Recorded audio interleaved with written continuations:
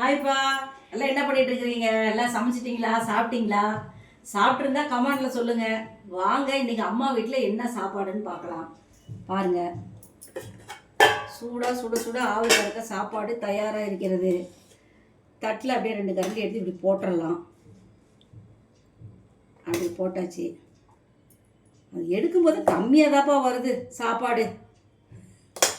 அது போட்டாச்சுங்களா, ஆவி வந்து போயிடும்ல, அதனால் அது மூடி போட்டு வச்சாச்சு. அடுத்தது பாருங்கள், சூப்பரான சுவையான சாம்பார்.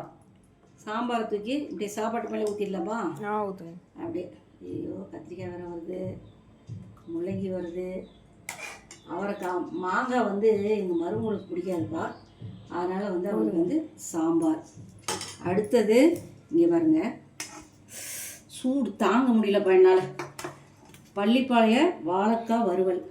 இது வந்து வெறும் சாப்பாட்டில் போட்டு பிணைஞ்சே சாப்பிட்லாம், அவ்வளோ டேஸ்ட்டாக இருக்கும். இதுக்கு மட்டும் நல்லெண்ணெய் ஊற்றி நீங்கள் செஞ்சீங்கன்னா சூப்பரான டேஸ்ட்டு.